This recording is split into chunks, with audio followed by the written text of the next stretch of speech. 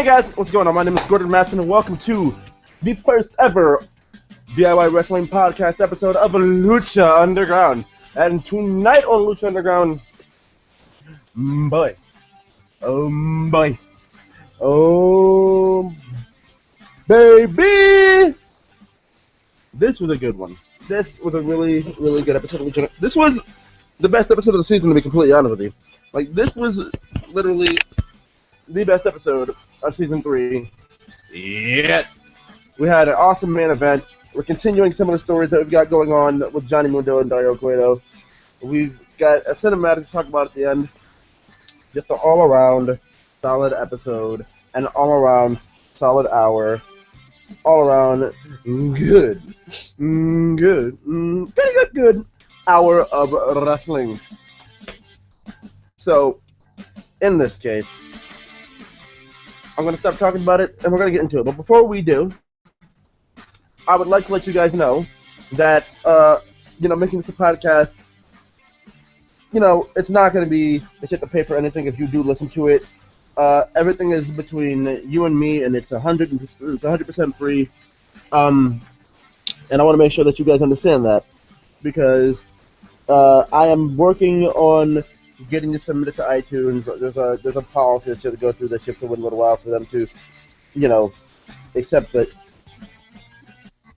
And with that, Google Play Music, I have it up there now. I have it up there now.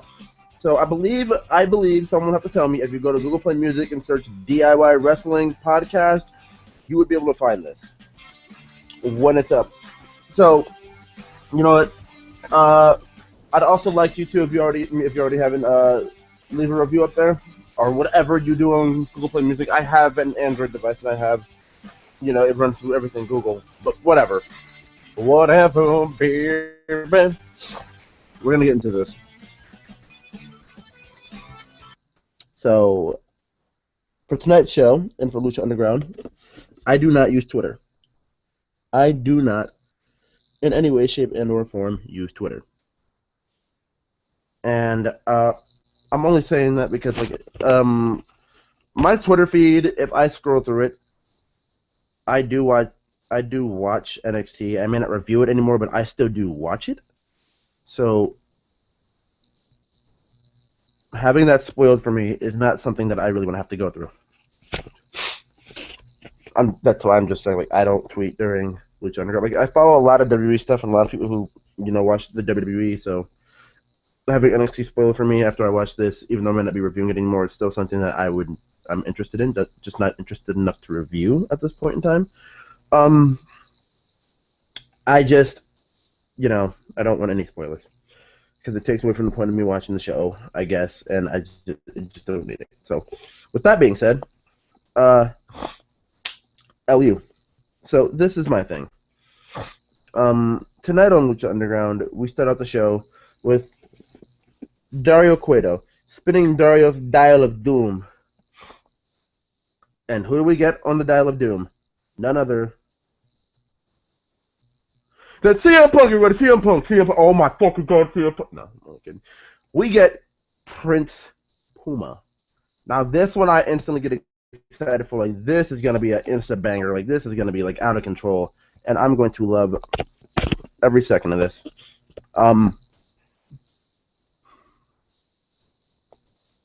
Otherwise, after that, we get into the temple, and we do get our first match of the evening. And it's not the Dial of Doom match, which is honestly surprising, but you got to think it's Puma, so they're going to make it the main event. We get not Prince Puma, we get Ivelisse versus the Mariposa. Now, the only reason we pronounce her as the Mariposa instead of just Mariposa is just because the Mariposa is no one, I'm pretty sure, I said no one.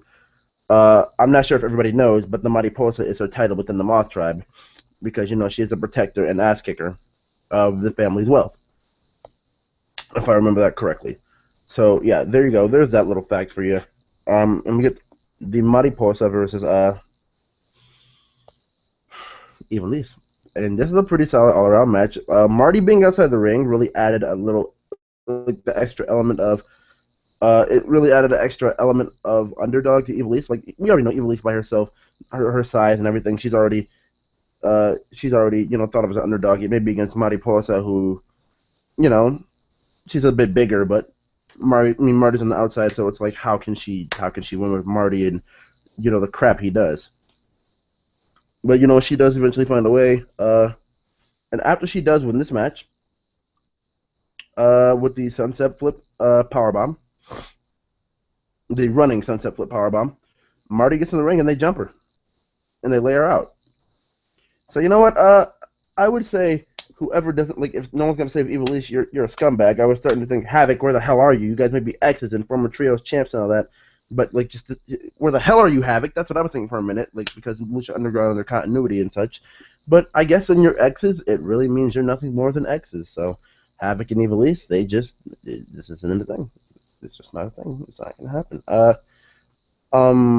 I do appreciate the fact that the Moth Tribe is getting something to do again this fast, because after that loss to Killshot, I really didn't know. And Lucha Underground doesn't lose you in the shuffle. Like, this just doesn't happen. Especially for a guy like Marty, who they've really done some good character development with, who went from just a weird, creepy guy in Season 1 he started building himself in Season 2, and now he's just like one of the established, technicals, rudos on the show. So I'm glad they're doing something with Marty and Mariposa. But if I have anything to ask of in this feud with Evil East that they're going to be doing, if I want somebody to shine the most, because Marty just got his thing with Killshot, I want to see some more Mariposa. Like, we got Mariposa last season. She had her big No Mas match with Sexy Star. I want to see this feud be highlighted around. I just want to see more Mariposa. That's all I want. I want to see more Mariposa. I want to see more matches, because we didn't get much of that last season from her, and I need more. I need more, and I need more now. All right, now what we move into next is what's next here? Yeah. After this, we go into Dario Cueto's office, and as we go into Dario Cueto's office, we get Johnny Mundo, as Dario's on the phone, and Johnny Mundo says, "Hey, you know what?" He's like, this is getting ridiculous. I don't believe in faith, blah blah blah." He showed Dario his abs and said, he's like, "You see these abs? Yeah, I didn't just get these abs. I worked for them, just like I've worked for this championship shot." Now, I like how Johnny Mundo, I like how Mundo can show his abs, just like, yeah, like I can show off right here, and it actually goes somewhere. Like, it's not just, yeah, you see these are great, and give me my title shot. Like, it doesn't just do that. What it specifically does here, uh, is just fuck, what was I gonna say? Oh yeah, what it specifically does here is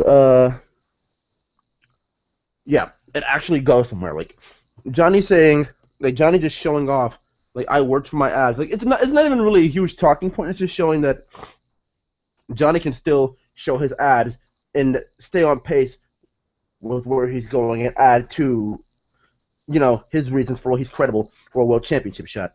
And then he's like, fine, gift of the gods. He does this again, and then Dario just says, "You know what, Johnny?" He's like, Sexy Star, she lost at the Atomico's match last week. He's like, "You know what, Johnny? You know what? You're right. You're right. Sexy Star did lose at Atomico's match." He's like, "Exactly, Dario."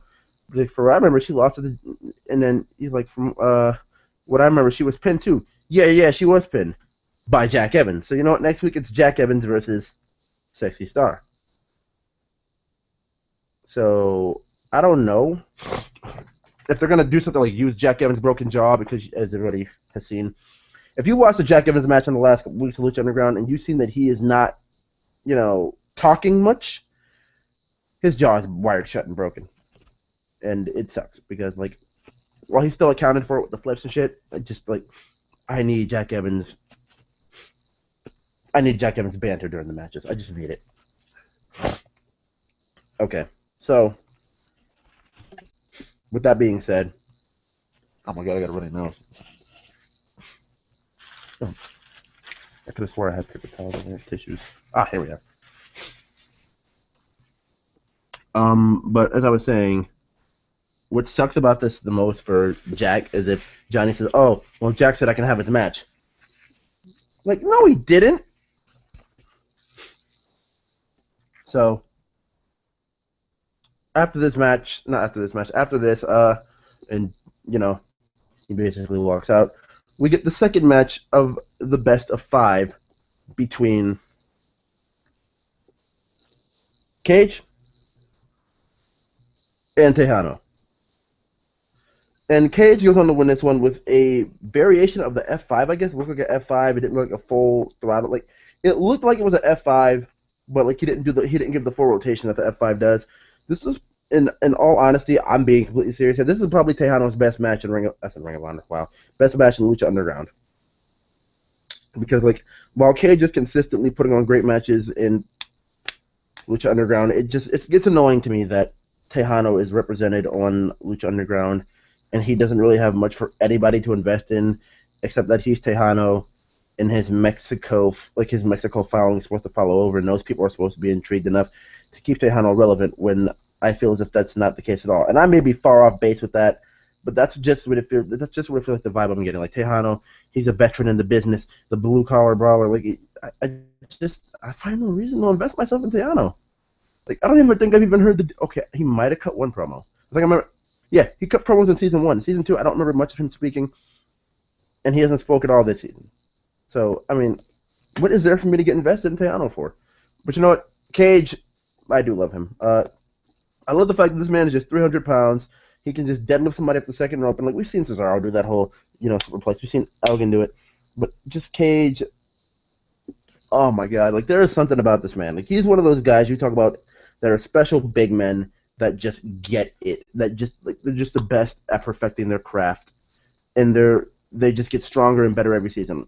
First season, Cage was a Rudo, and he just basically he did lose matches here and there. Second season, they built him like he was an unstoppable fucking force. Johnny Mundo tried everything to foil this man in the little feud they had, and Cage just basically stopped Johnny at every goddamn pass.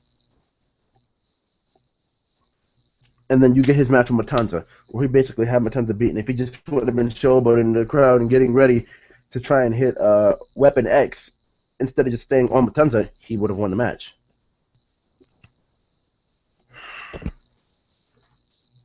So, I mean, hey.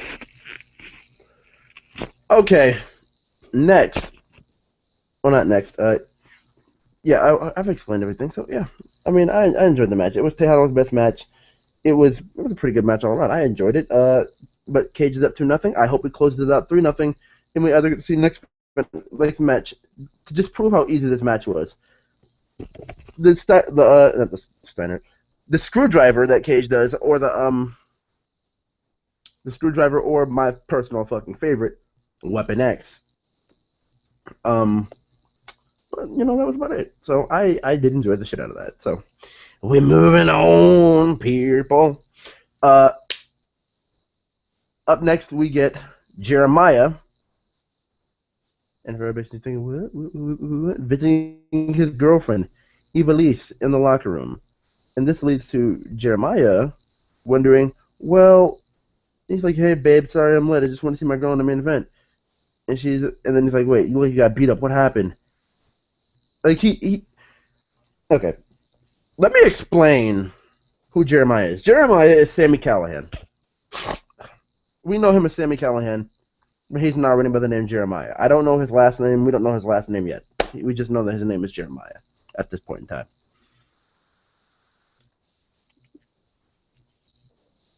And what we do know about Mr. Jeremiah is that he basically... Jeremiah... What's the best way to put this? He's that douchebag boy. Like, Son of Havoc, I guess you could say, was a good guy. He was a good guy that just couldn't handle Ivelisse's attitude. Like, I can speak from experience. When you have a girlfriend, and she has an attitude, and you can't handle it, you guys are just going to end things. It's just not going to work out for you. You're just going to go about your business. And yeah.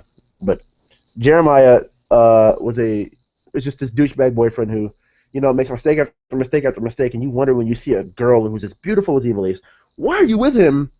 And then he says sweet shit like, "Oh, I'm sorry. I just thought my babe would be in the main event, so Yeah, he's that kind of boyfriend. He's that scumbag basically. He's a sleaze bag, scumbag, that type of thing. So with that being said, we move on and we see a vignette for the Rabbit Tribe, who will be making their debut in uh, Lucha Underground here soon. And from what I know, the Rabbit Tribe, the only person that consists of it at this point is Paul London, and I'm honestly happy to see Paul London back because this is the one interesting thing. You don't know whether the Rabbit Tribe are going to be face or freaking heel, and if the Rabbit Tribe, either way, it can work out either way. Like, because I was just watching the one Lucha Underground review, uh, and there was an idea brought up like, what if they're like, you never know, and I completely agree with that. But the idea that was brought up that I can completely agree with is, what if this is like so carny-ish? Like, I say carny-ish in the good way, like Joker style tribe, where they just go around and they just what's the one word I'm looking for? They go around and they just harass everybody and they make your life a living hell and they're torturous. Like, they're not crazy. I guess you can call them crazy, but like, you know, the Joker. Just think of the Joker and apply that to a bunch of guys who apply themselves to a rabbit tribe. Okay. Up next we have um what's next? Oh yeah, the main event. So this is the Monster Matanza Cueto versus Prince Puma. I said it's about an even 50-50 match, and let's get into this for a second. Matanza's booking from last season to now has drastically changed. This is the man who took out 9 guys in Lucha Underground, who some of which are the top guys in Lucha Underground. And Matanza wiped out not 1, not 2, not 3, not 4, 5, 6, 7, 8, but he wiped out 9 of them. All individually, just 9 of them. They even tried jumping him. That didn't work. So Matanza, he, in a sense, this season, the matches are getting closer and closer and closer. Since Grave Consequences with Mil Muertes, the matches have gotten closer and closer and closer. You had Mil, then you had Cage, then you had Pentagon, then you had Havoc, then you had, who was the last guy that he faced after Havoc? Mac. And now you have Puma. Now, this match was one of those main events where I just look at Lucha Underground and go, yes, I enjoyed the hell out of this. Like, this is really worth being the main event. This is 10 times better than what we got last week. But this is my concern, actually. My concern is that not concern. Why did I say concern? It's not even a problem. It's just like a nitpicky thing. Like this, I feel like this match had at least a good 5 more minutes in it. A good 5 more minutes. That just could be me wanting to see these two just go at it longer. But they ended it when they ended it, and I had no real problem with it. Prince Puma goes on to hit a combination of moves, and even before that combination, he hits that Northern Light suplex, flips over, it hits a vertical. He hits a vertical suplex on Matanza. And knowing how fucking big and mammothly massive Matanza is, a vertical suplex on him just looks like. So that was fucking beautiful. He goes on to hit the 630, and when it looks like he's gonna win, when it looks like Puma's about to be champion, again, we get Mil Muertes, and he hits the Reaper's Trident. That's the spear that he does on Puma. And Puma about dies, and that's basically the match. Marty Elias, the referee, was told by Dario, I didn't see that and you didn't see that. Don't go disqualification. And he didn't go disqualification. And then Mil hit the flatliner. Matanza, just because he has that extra bit of pride, and him and Mil Muertes, they don't like each other. And Matanza and Mil, continuity, speaks itself. I mean, speaks the loudest itself. Do stare each other down like, I didn't need you to be a part of this, like that kind of thing. Stay the hell out of my matches, stay the hell out of my way. And they stare each other down. The Wrath of the Gods is hit, and Prince Puma loses the match. Now, after this, we get the last second cinematic, and it was basically Joey Ryan in the back with a note, and note specifically stated, um, the note specifically stated. Yeah, I didn't even know what the note specifically said. Like, I didn't even get a chance to get a look at it because I had to come up to my TV to really see what it said because it was like kind of faint, for my eyesight because I'm visually impaired. So, yeah. But if you guys can go back and see what the note said, or anybody knows what the note said, remember to leave it in the comment section below. And I hope you guys did enjoy this episode of my Lucha Underground review. Remember, go on uh, Google Play Music, play this thing back. You can try and listen to it, whatever you need to do. But you know what? I hope you guys did enjoy this episode. Remember to leave a like on the YouTube version. Subscribe to the YouTube version, or subscribe to the channel on YouTube. And I will see you guys next time. Thank you guys for watching. I do appreciate it oh so very much, and I will see you guys next time. See ya!